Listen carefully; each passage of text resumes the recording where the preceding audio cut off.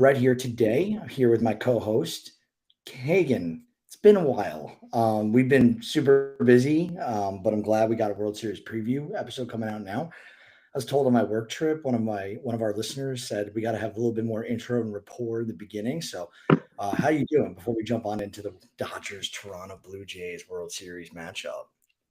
I've been doing good. It felt weird not having baseball for a few days. I mean, it's the longest we've gone without baseball since the All-Star break, probably. And before that, it was the off season. So it's always an exciting time when the World Series is coming up, just because you want to see how that season ends. I think it's a great accomplishment on both teams. I think, like, no matter what, like, if I was a Blue Jays fan, obviously you want to win it all. Blue Jays or Dodgers fan, you wanted to win it all. But I think you're happy just being in the World Series because it's such a special event and to be here.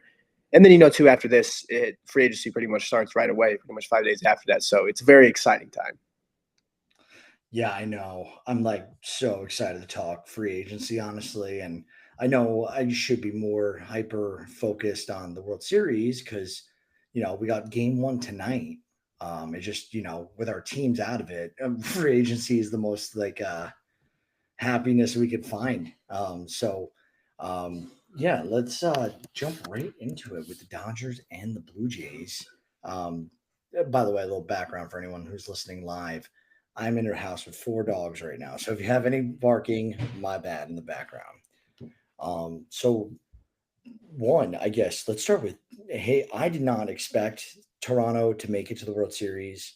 I will be totally honest. I was a hater on them all year. They're in the AL East with the Yankees, and obviously they beat the Yankees to go on and advance to the ALCS. Hagen, one, let's start right with the. Were you shocked that they were able to take down the Mariners in Game 7 and advance? I think going into that series, I was already very conflicted on who I wanted to go with. I felt like I remember I believe on our preview did for that I said I had the Mariners in 7, but I thought the Blue Jays were probably had the better chance to do it. So it doesn't surprise me that much. It was just, if you would have told me that even beginning of the playoffs, I would have been surprised. I know they had the best record in the American League, but me and you both had just been very big Blue Jays haters this entire year. I don't think by the All-Star break, I don't think none of us thought they were going to make the playoffs just because we did not like their team and how it's being run, all that. But great, incredible that they made it to the World Series. And I felt like, too, when they made it over the Mariners, I wanted the Mariners to win that series, but I thought the Blue Jays had a better chance against the Dodgers than the Mariners did, just because the Mariners have kind of lived and died by the home run ball. We saw that when their offense didn't hit the home runs in those big times, they didn't really do it. But the Blue Jays, I mean, they have a 143 WRC plus as a team right now, way ahead of any other team in the postseason right now. And it's their offense is just 1 through 9. They're just putting the ball in play. I think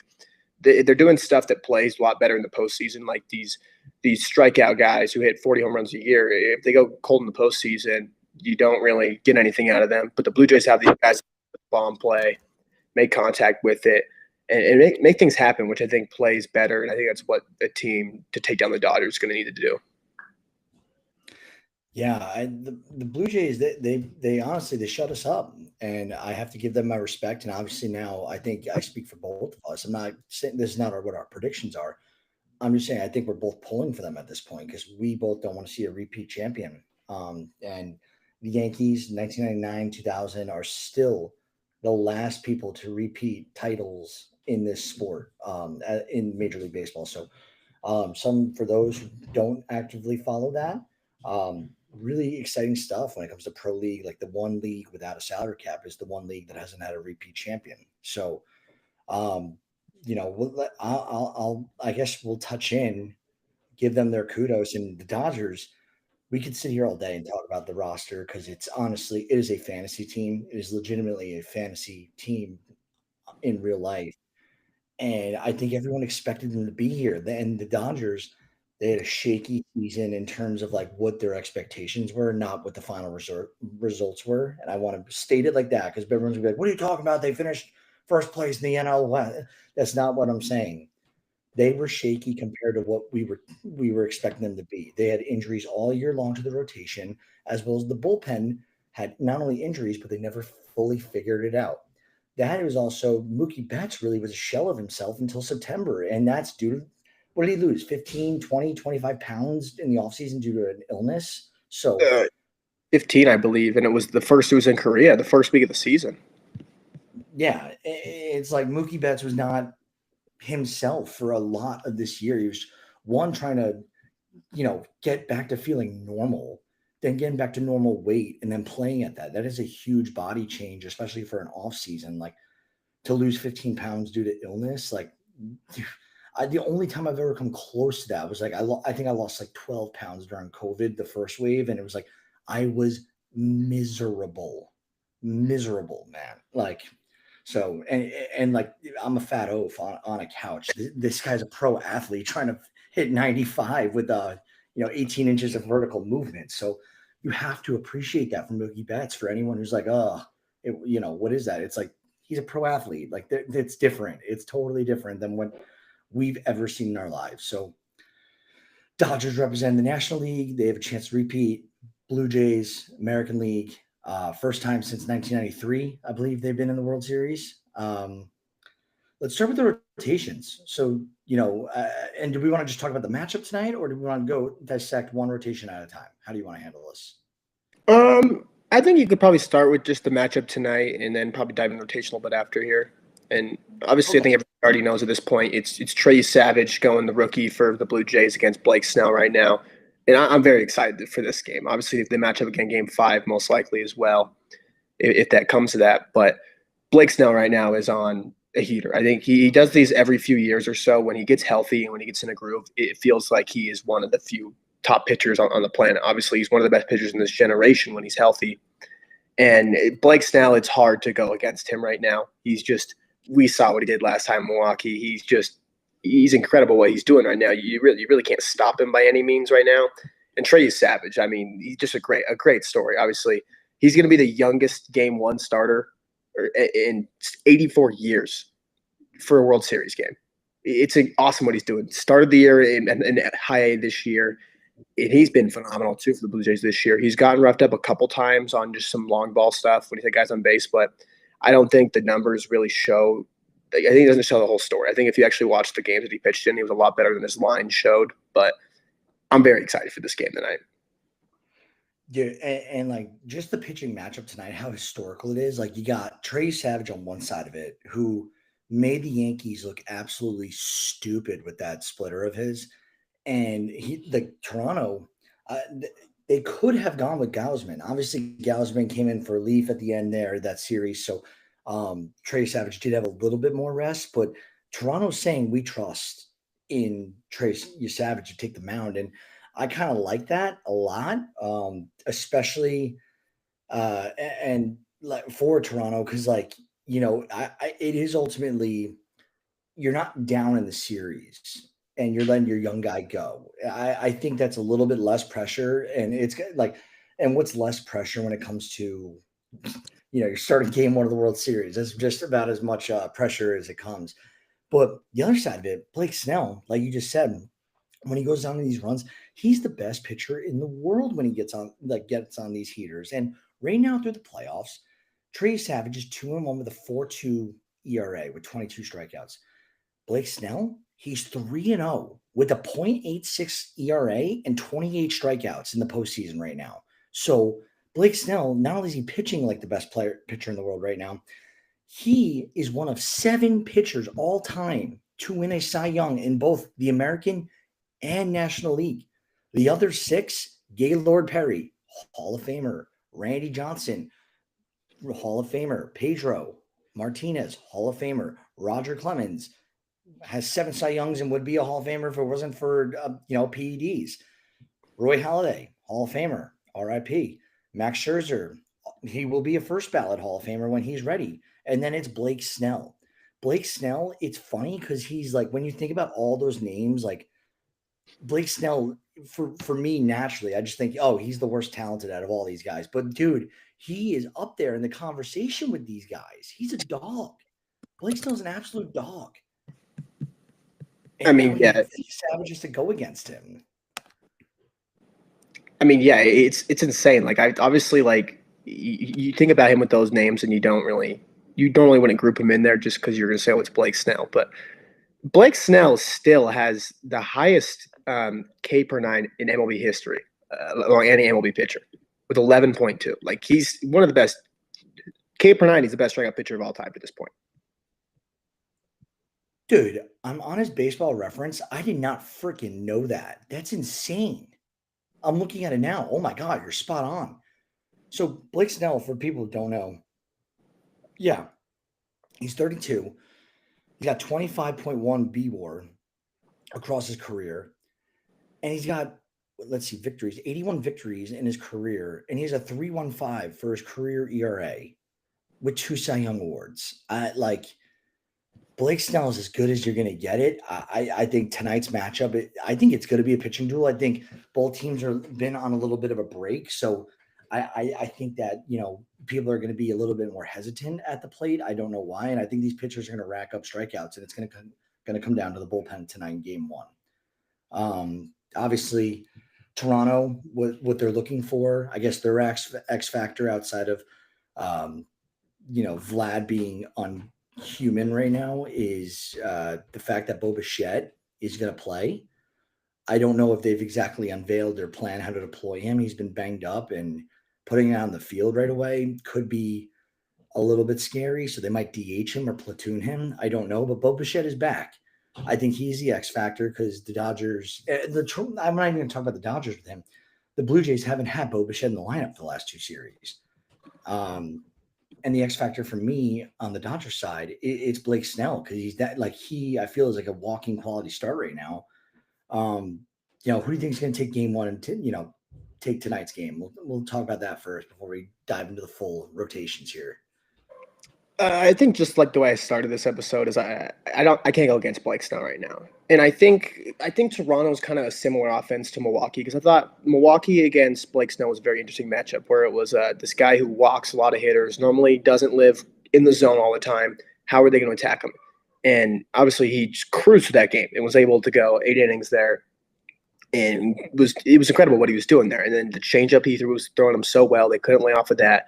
And Toronto's to a team that they're going to put the ball in play a lot, like Milwaukee was going to do, and they're also going to swing a lot freely too. So I'm very curious to see how that's going to go against Blake Snell there, and see if is that going to hurt him? Is it going to work to his advantage? I would probably say more to his advantage, because like you see what the Brewers did too. It's like, all right, we're going to make him kind of us. We're not going to chase anything, and then he starts going there and you're an 0-2 count every time. So I think I'm going to go with the Dodgers here tonight. I think Savage also is going to pitch pretty well though, and then just come out of the bullpen after. I think it's just going to matter is Blake Snell going to go like somebody's done lately and go 8 innings and then just hand it right off to Roki, or is he going to go 6 innings and then you have a bullpen game? Because we know now that if you can get a Dodgers bullpen, the earlier the better. And once I feel like you get to Dodgers bullpen, then you really have a shot in my mind.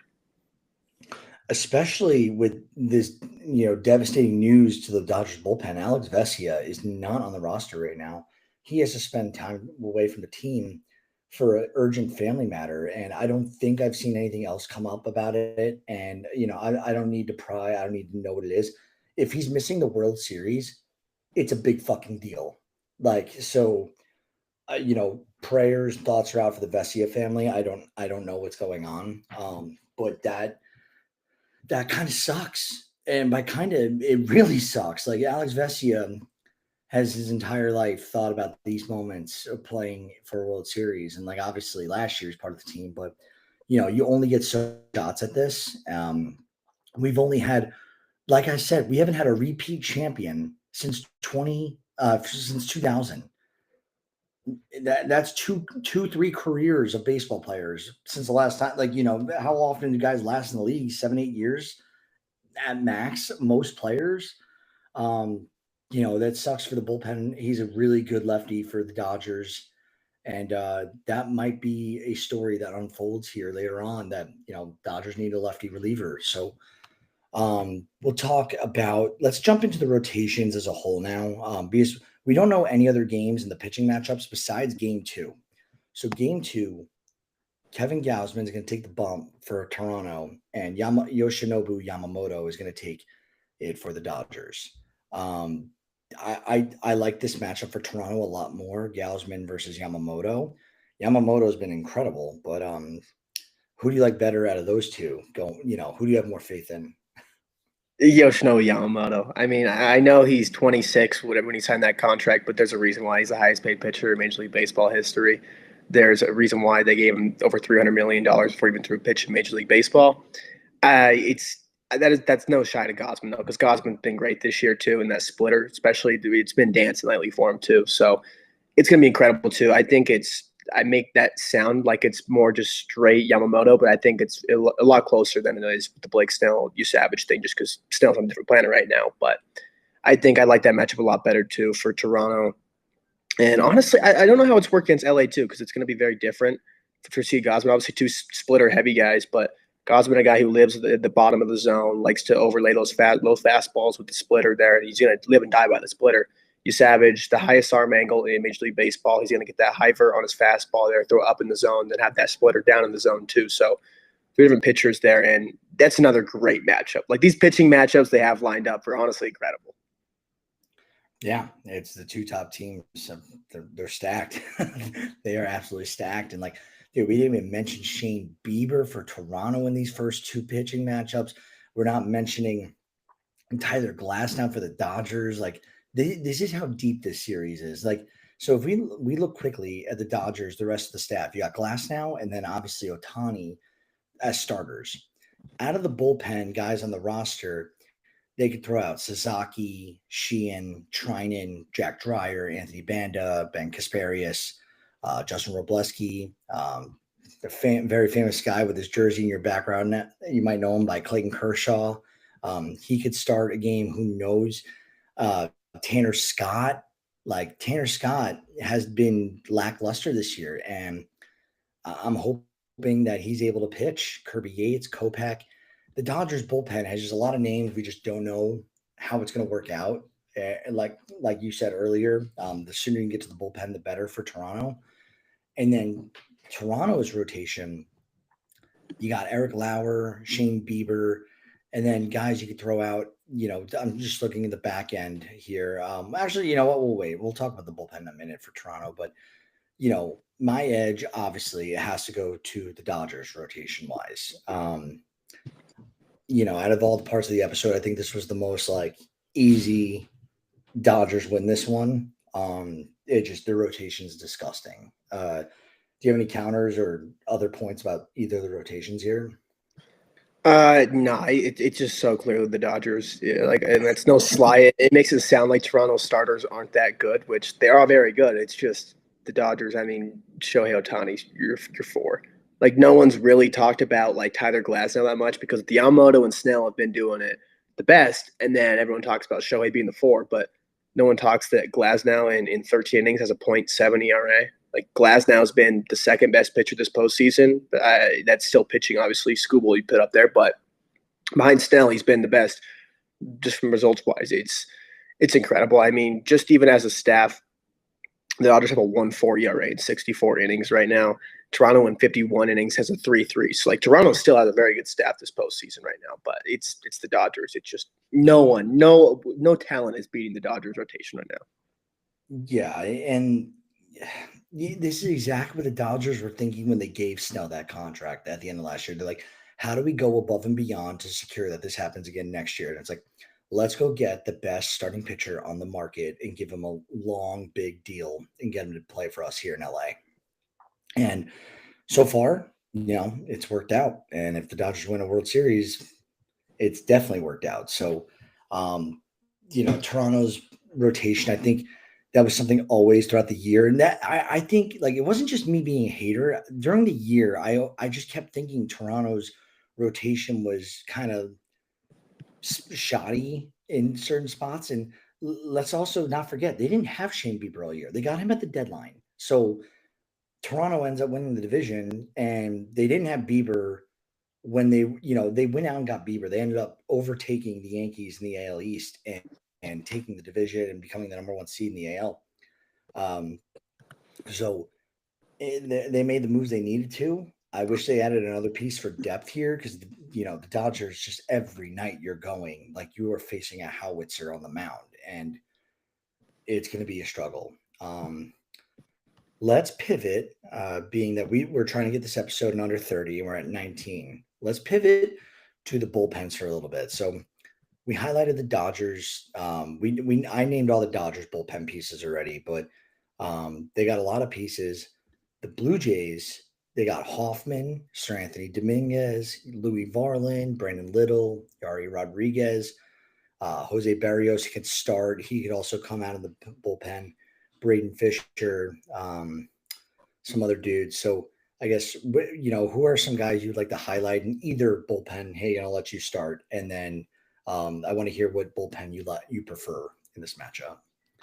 Obviously, those two that I think you should highlight the most with the Dodgers has got to be Roki. We all know that he's the closer there, and then also Blake Trinan, because Blake Trinan's so hit or miss now. Like he comes out there, he can be the most dominant 1, 2, 3 inning you've ever seen, or it can be you don't know what the hell is going to happen, and just you're holding the edge of your seat there. So he's one that I'm really going to hone in on there on just how is Blake Trinan looking, because if Blake Trinan's shaky, this really changes a lot of things there. And then in the Blue Jays side of things, obviously Hoffman's gotten hot at the right time here. He's been great recently. I think their bullpen's been a lot more overworked, obviously, than the Dodgers. I mean, just even if you want to look down this postseason, Toronto's throwing 45 innings from their bullpen compared to the Dodgers throwing 27. So, and their ERAs are fairly close to each other. They're both the Dodgers at a 4.88, the Toronto's at a 5.5. So they each haven't been great this postseason, but it's very different because I think this rest was good, especially for Toronto, where the Dodgers, there's a lot of arms and they really haven't thrown that much this postseason. It felt like it's been Roki and Trinan. They've been the only ones really thrown in the playoffs this year for the Dodgers. So there's going to be a lot of guys really haven't thrown much in the postseason, maybe had one outing, and they're going to go out there throwing in the World Series. So are they going to come out slow at all like that? But I think bullpen-wise here, I think I hate to do it with the Dodgers. I think this is more of a wash, I would say, if I could do that. But I think I'd probably stay the Dodgers just because they're more fresh right now, and I think that they haven't been as overworked. And I just like their lefties in there too. Like I know Vesey is down, but you still got Bond who come in and be a great lefty matchup for the Blue Jays. Obviously, they don't have as many lefties as the Dodgers there, but I just think the Dodgers, when they're going right, have the better bullpen. Yeah, and I don't want to sound like a parrot just repeating you here. I think the Dodgers ultimately they just have too many guys where it's like, oh, if he's on, it's like, well, shit. Like, imagine a world where Trinan, Jack Dreyer, let's say Kirby Yates, and let's say Tanner Scott and Roki. Let's just say they're all lights out. That's 5 guys they could throw at you for 5 innings, 1 inning a pop. Like. And that's assuming Snell or Glasnow or Ohtani or Yamamoto are not getting through 5. So I think the Dodgers, what they did, they went out and they obviously got Scott this year.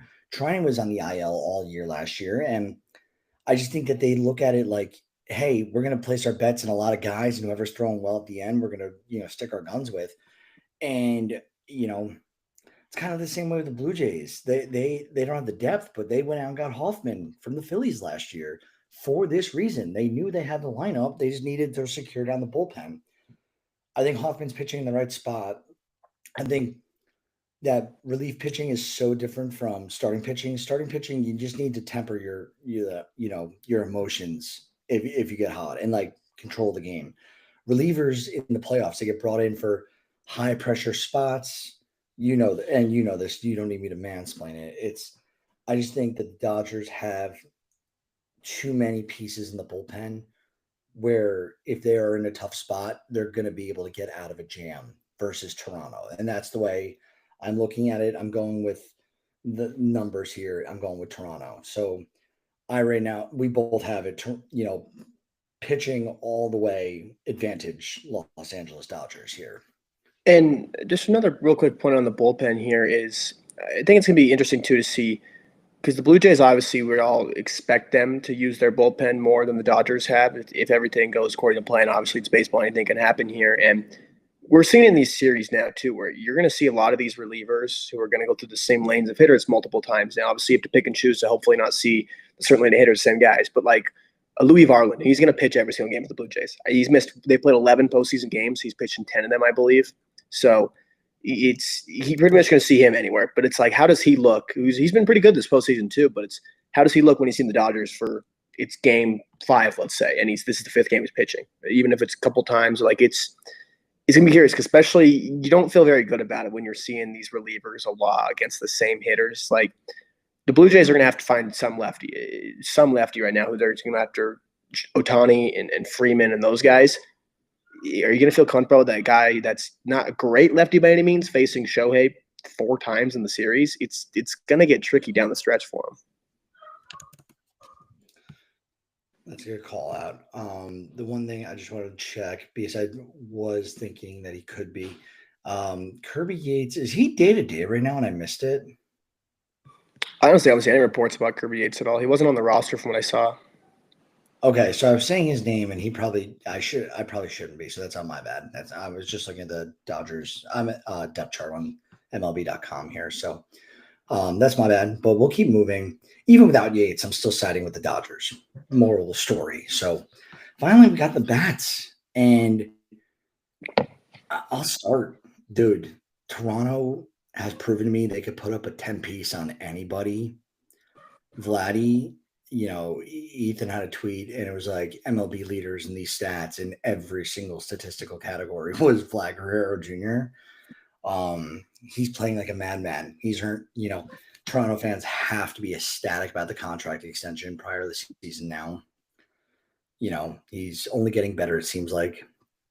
And they got guys like Springer, Clement, Addison Barger, Bo Bichette's back in this lineup.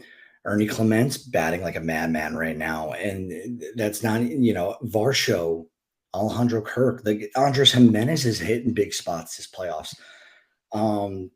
Toronto can bang. Like the names aren't as sexy as the Dodgers, but they could bang.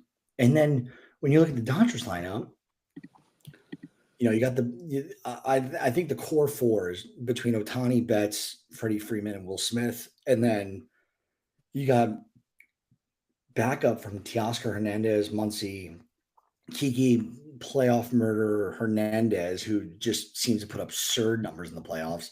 Tommy Edman, Andy Pejas. Like, I it's so hard to split this one. I just think with the firepower and we have not seen Freddie, Mookie, and Otani all hit at the same time during this playoff.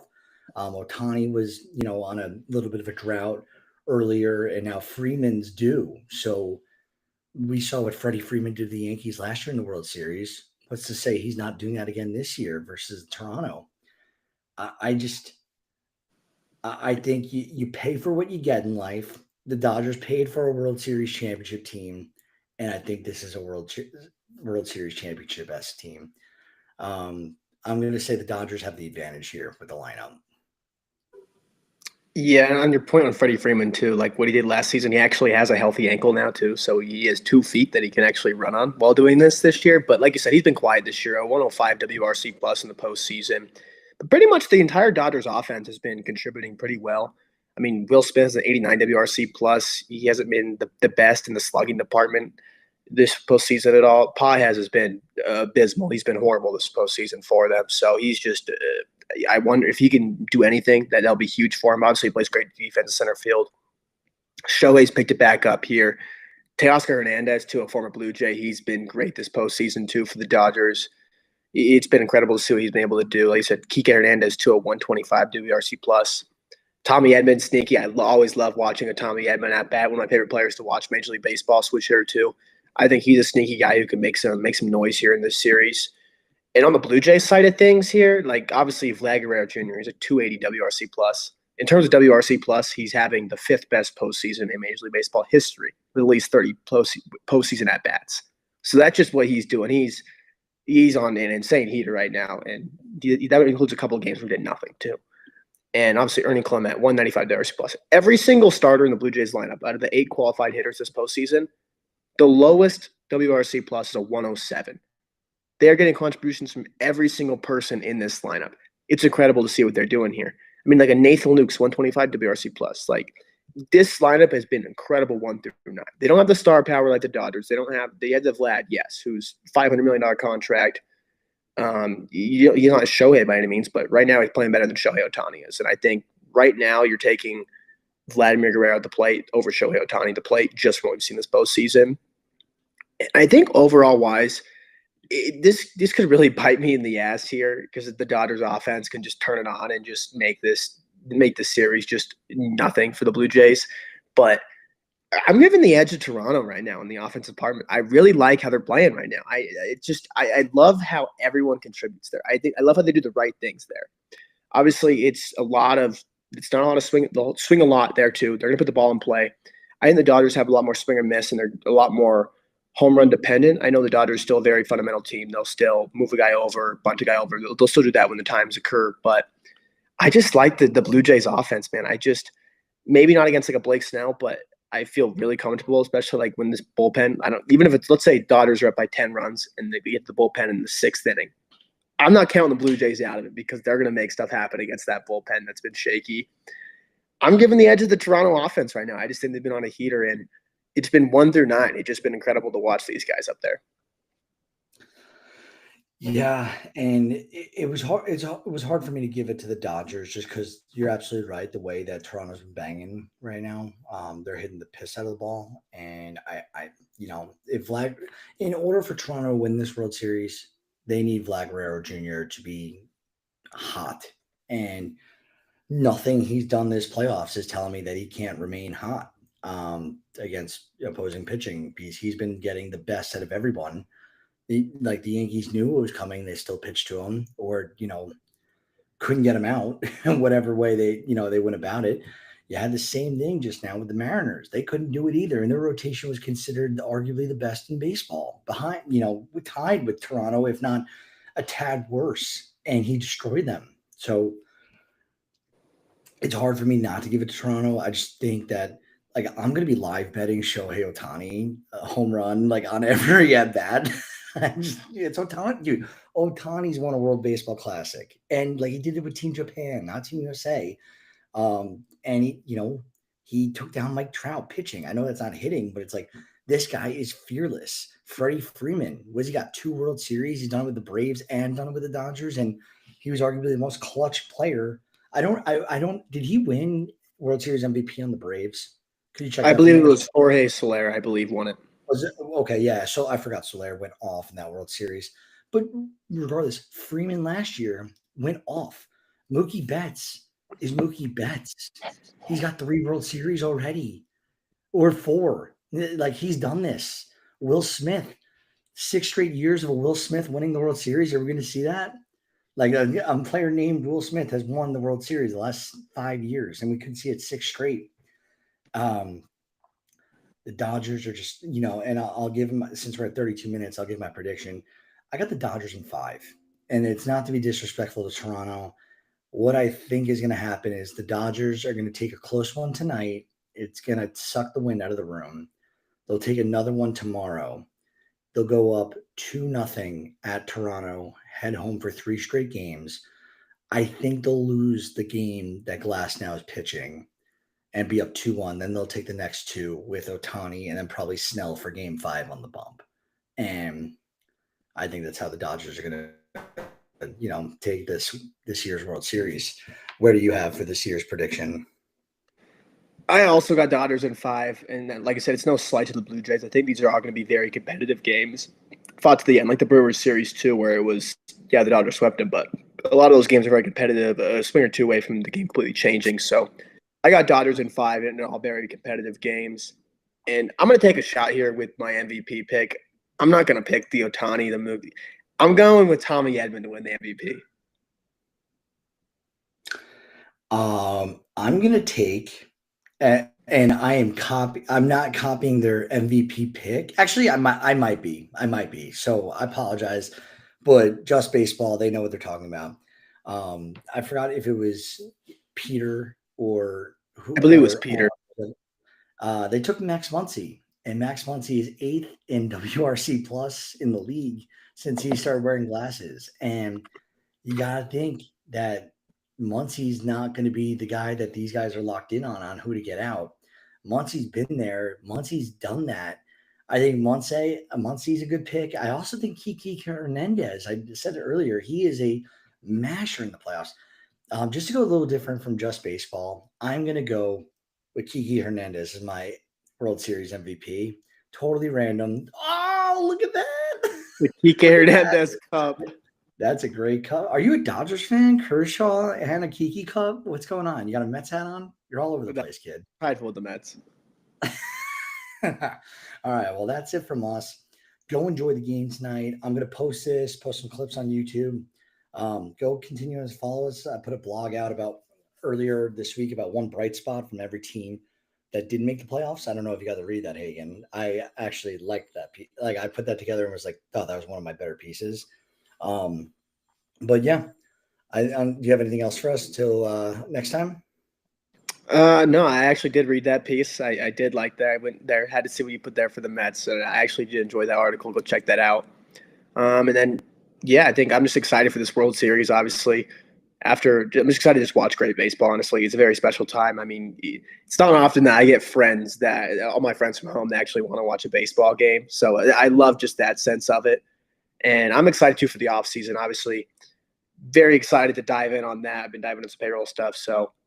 Stay tuned. I'll probably drop a few blogs on Met stuff off season wise, maybe landing shots with certain guys, but yeah. Well, that being said, continue to listen to us, like, follow. It's the way to help us out. Look out for our free blogs. They are free. If you feel like subscribing for $5 a year, I think it's something stupidly low. Or it's like $40 for the year, $5 a month or something like that. But that's how we get paid. We don't do advertisements. We're never going to spam you with blogs and all that crap because we hate that too. So good luck to both teams. Skip Review is out. Bye.